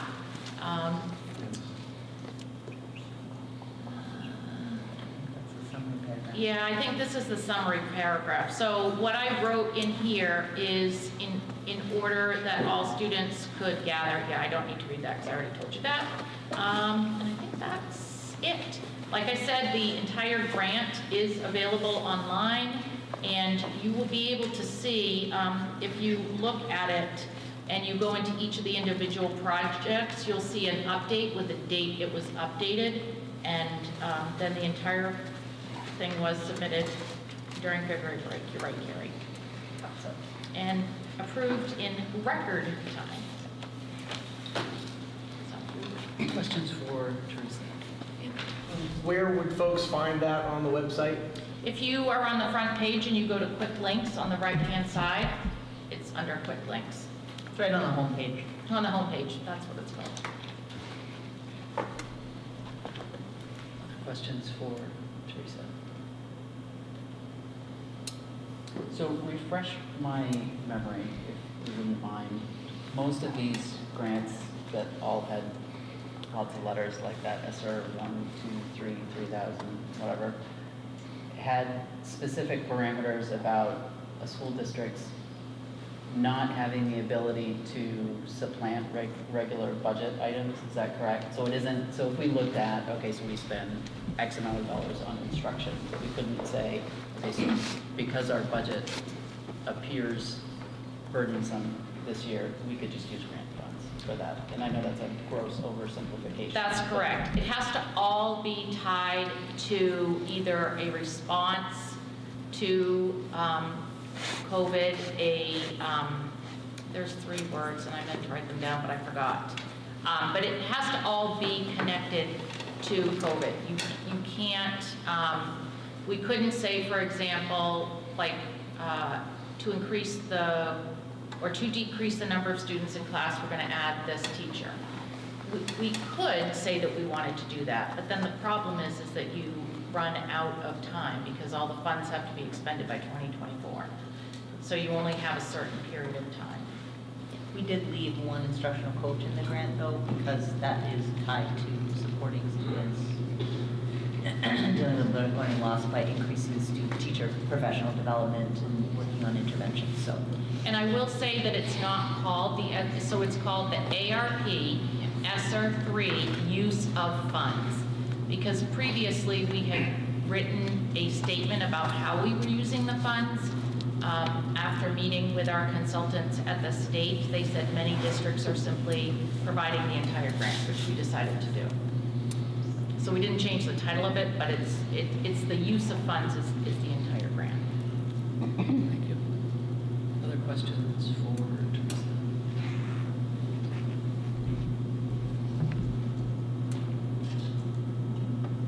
One question. I just wanted to know, she said everything was on the website. Is that all of the ESSER grants that have ever been written since COVID, or is that just like one focused one? It's this ESSER 3 grant that I just Okay. reviewed.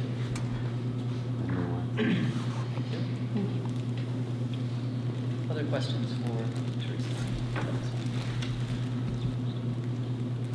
Thank you for the update, and certainly, folks, as you have the opportunity to take a peek at that, if you have questions, don't hesitate to send those along. Superintendent's report. Carrie. So I'd like to, we got, Evan and I got word yesterday that Iva Damon, who last year was the Maine Art Education Association High School Art Educator of the Year, is this year the State Art Educator of the Year. Wow. 2024 Maine Art Educator of the Year, Iva Damon. So congratulations to Iva Damon. Remote day, so we had one. Given the storm did not produce the amount of snow they all said, so I was very grateful that we were having a remote school day, because that was the worst one we've had so far, where it didn't really pan out. So, but I did ask principals to give me, to their best ability, an attendance rate, and 4 of the schools, 2 of the schools were in the 80% attendance, 4 of the schools were in the 90% attendance. So it was, it was not a regular day of school, but we're not back in school on Tuesday after Juneteenth, which would have been June 20th. So, and that we would have still had that as a storm day, given the forecast, given everything. I would have still called school off and would have felt terrible. So, so it worked out. So I just wanted to report that to you. I don't think we've reported this out, Gabby. We had a very productive meeting with Wright Pierce, who's helping us with the wastewater treatment plant with the DEP, Maine DEP, and also Wright Pierce has sort of alerted us to funding opportunities, because we are pretty confident that the $1.6 million that we currently have for a loan is not going to pay for the wastewater treatment plant. We were looking at needing to get additional funds. So they helped us submit those applications to our congressional delegation. So it is funding that each of our congressional representatives has access to and will look at. So Gabby and I gathered letters of support from Jeff Timberlake, the 3 Board of Selectmen, to submit as support for that. So our hope is they wanted to meet with us, so that's a good sign. They were interested. There's lots of people applying for projects, but maybe we'll get funded. So super helpful. Wright Pierce did a great job in helping us out there. So a lot of work happened in a very short amount of time, and so we're hoping that it will produce some funding. We had our first meeting with EEI, which is our new energy consulting company, and they're going to begin that work. Gabby and I did a payroll and benefits webinar last week in anticipation of the transition we are facing in our payroll department. Both of us feeling like, well, Gabby's knowledge is a lot more than mine. Mine is like none. But I feel like I know a lot more about payroll and benefits now. So I think both of us just wanting to improve our own knowledge so that when we bring a new person on, we are feeling like we can work with them. So I did notify the board. A Tri-Town Selectmen's meeting has been scheduled for Tuesday, April 18th. Gabby and I will definitely be there to present the budget. I heard from Tammy and Jessica that they were able to attend. It is during April vacation, so I know if you have kids and you're off doing something, but if there are any other board members who think they can attend, it will be in Leeds at 6 o'clock. And just a note, our next board meeting at TRIP on March 30th will actually be in the library because we have a double booking in the gym, which is okay because that gym's not the best meeting space of all the gyms, just saying out. No offense to the middle school gym, but. So it will be in the library. That's all I got. Questions for Carrie? Thank you for the updates.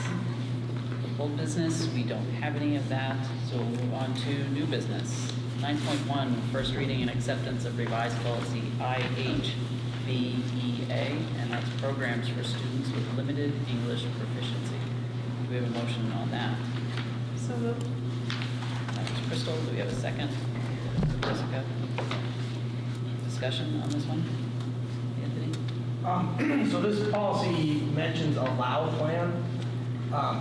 No one will know what a allow plan is. It doesn't stand for anything like an acronym or an initial kind of thing. And I don't think it adds anything to the policy. I think if we struck that, the policy would be just as clear, if not clearer. So allow plan refers to the Supreme Court case Lau versus Nichols, which is a case that showed that not providing instruction for non-English speaking students actually violates the Civil Rights Act. So the Lau plan refers to the fact that it's the school's duty to provide non-English speaking students with instruction, and not doing so violates their civil rights. So, but Anthony's right, it doesn't, you gotta, like, look that up on your own when you're reading it. But I do think because the Lau plan itself is edge-speak for the fact that you can't not do it, it's a civil rights violation, adds something to the policy. But I don't know how to explain that. So, Jessica.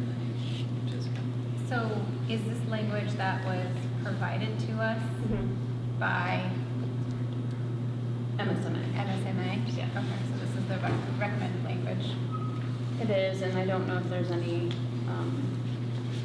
like educators that have heard that thrown around, like Lau. I just didn't know. Absolutely. I mean, in my former position, Loud Plan. Okay, so that's what I figured. I figured it was is something common that's like for people who do this work to know what a Loud Plan is. Okay. Yeah. So it seems to me that the standard that we have is to have a legal reference at the end of the policy, and it seems like that's a perfect place to put a legal reference to that court ruling. It is, it's just on the back. So if it's there, referencing wow, it just doesn't make much sense. It's redundant. Other discussion on this one, Tammy? The other alternative would be to put beside the legal reference, Lau plan. You know what I mean? Because if this is legal Civil Rights Act of 64, that's the Lau plan they're referring to, is that correct? Yeah. So from a procedure standpoint, like we have a motion and a second that's out I there supporting this first reading and acceptance of the policy as presented. I see. I mean, the other option, if, Well, I withdraw. as if, I mean, I guess I'm confused as to whether the policy that board members received represents curriculum policies. It does. Okay. You recommended to us through your vote? Yes, okay. Okay. So, and again, from a process standpoint, the motion and the second is for the policy as it was presented to board members. If someone wanted to make a change to it, you could certainly vote to amend it. That would be an option. Additions, Anthony?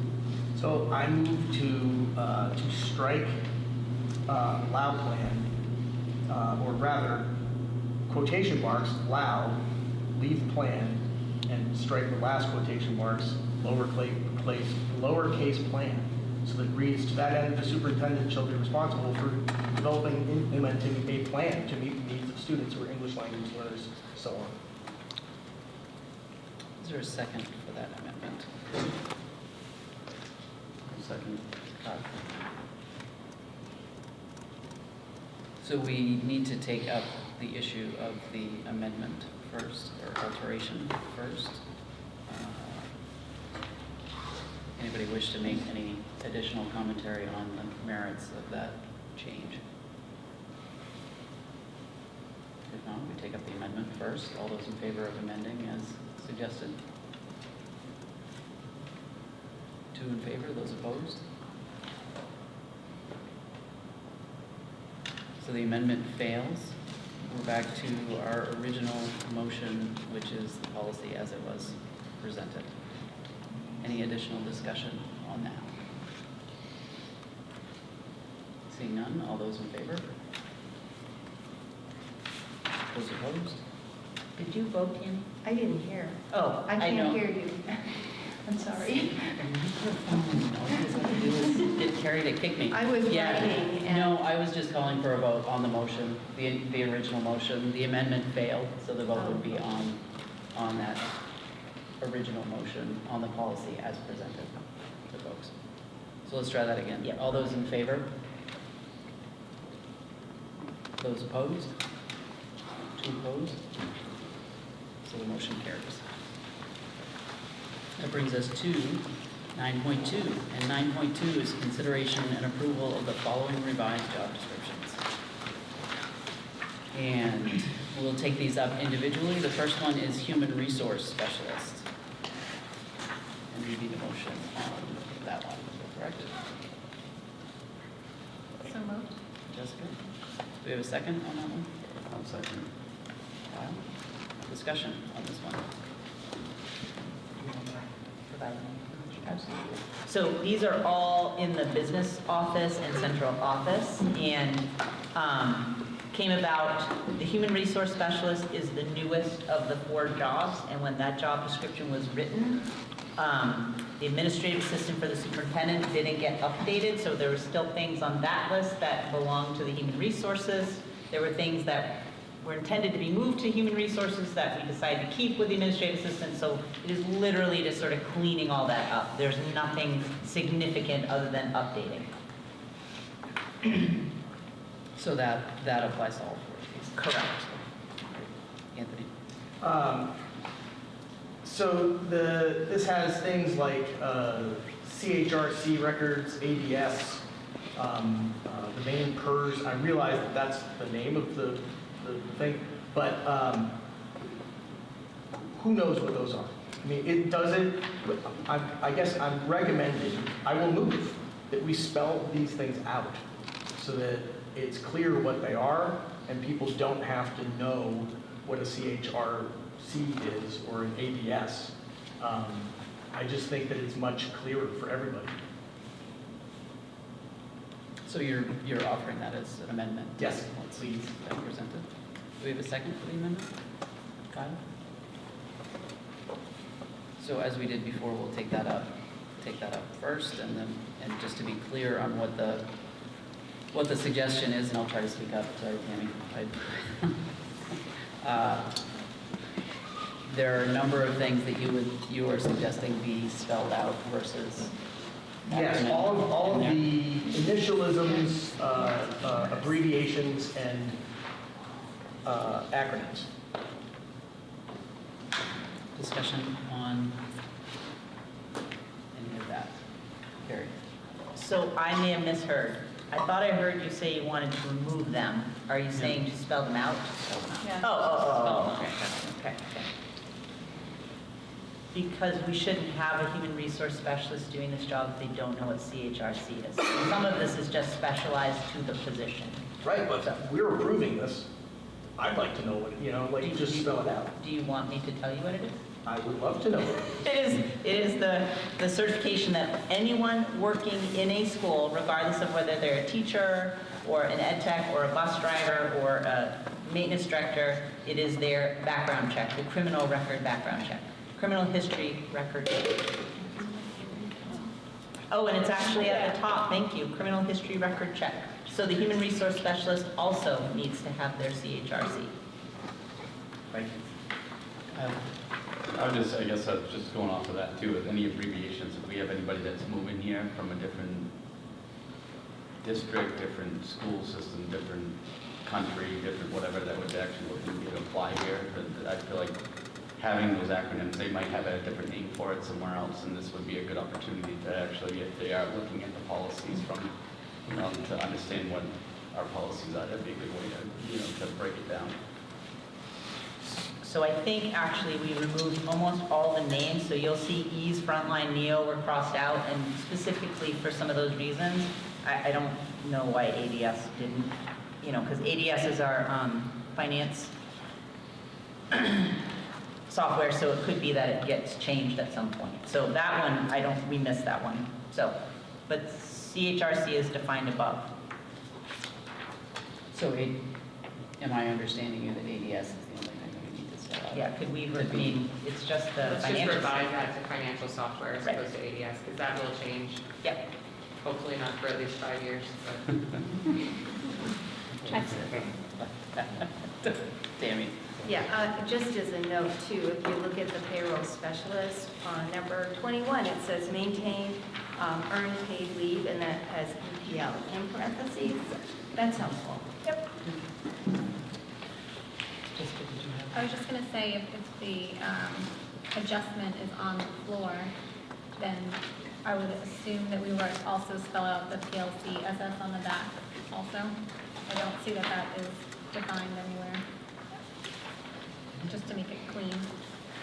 Yeah, so that would, I mean, if I understood the amendment or adjustment, it would be anything that's an acronym would be spelled out. Jamie? I was just gonna say the same thing. It looks to me like the only acronyms, now that we've gotten rid of ads, is the PLCSS and the CHRC, which is defined above. So I think the only one that we would need to amend would be number 7. Are you getting the same thing, Anthony? Since we crossed off the ads? Yeah, I think technically we'll probably have to have a second amendment motion to get rid of ads, but, yeah, I mean, I would prefer HR to just be spelled out human resources. It doesn't take up any more paper, it's not gonna make this an extra page. I just think it's cleaner, it's more easily understandable. So, I mean, the reason that I'm putting this out there, I'm sorry, is that these are publicly available documents. We might know what these things are, but the public can go online and then they look at this and they might not know what HR is. They might not know what main PERS is. And it just seems like it's not difficult to just spell it all out and make it as accessible as possible to people of various abilities to understand English. Any other discussion on the adjustment amendment? If not, all those in favor of amending as indicated? Can you just be clear? I just really need you to clarify the amendment so that when I go back and fix this, I've got it right. Yeah, so what I'm understanding the amendment to indicate is that anything that is an acronym, for example, and I'll try to go through these to be inclusive of everything. HR would be human resources, PERS. That's actually the name of the retirement. Like they changed it from mainstay retirement, so I can't, that's not an acronym. So the only other one would be Are we? CHRC, to spell it out again as it is. How about I add the acronym up above so that when it's down below, it's okay. And then I would just say ADS will be shifted to financial software. PLCSS. And then the PLCSS will Will be spelled out. So is that clear? Got it. Excellent. So all those in favor of that? Appears to be unanimous in support of that. So now the motion is amended to include those changes. Any additional discussion on the motion as amended? Seeing none, all those in favor? Unanimous? So that takes care of 9.2.1. Let's move on to 9.2.2, and that is payroll specialist. Do we have a motion for that one? So moved. Crystal, do we have a second? Looking for Natalie. Oh, Jamie. Second. After it. Anthony. Under essential job functions, number 5, complete with precision and safety all physical duties, including upper and lower body functions. That just seems really odd. That's strangely specific, but also maybe unnecessary, given that if you are going to be performing physical duties, I assume you're going to be using your physical body. So those are the same in all of them. They were missing from this one. And all of these were submitted just to our legal team to make sure that they complied with all laws. So once we had the edits, I submitted them, and that's what they sent back. And I'm smiling because I asked that same question a couple years ago, and I'm like, this is such a weird thing to put in a. And it's I still, agree. and it's still weird. Yes. Yes. Things bang. Additional discussion on this one? Seeing none, all those in favor? So am I right, this one looks acronym free? Yes. It does have one, but it's spelled out beforehand. Okay. That brings us to 9.2.3, and that is administrative assistant, assistant superintendent. Do we have a motion on that one? Second?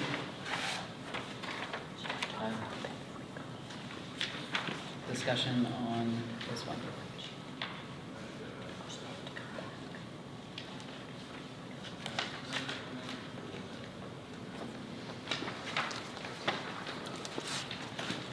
If there's no discussion on this one, all those in favor? So there are two acronyms in there that I will spell out and then give. You didn't catch it? Oh, I'm sorry. GT and CEUs. I'm on it now. It seems safe to say that that would be kind of a standing request. Moving forward, absolutely, 100%.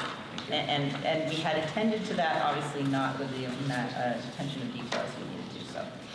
Thank you. And actually, CEUs should probably be contact hours. I don't know board CEUs. Okay. 9.2.4, and that's administrative assistant to the superintendent. We have a motion on that one. Crystal? Second? Kyle? Discussion on this one.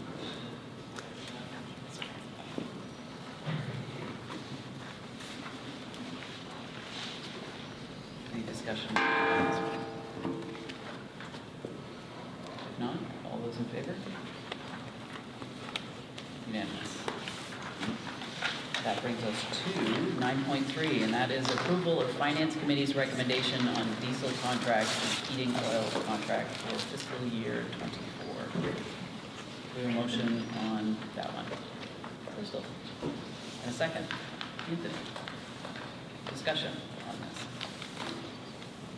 I'm glad one person returned our bid request. That is disappointing though that only one of three did.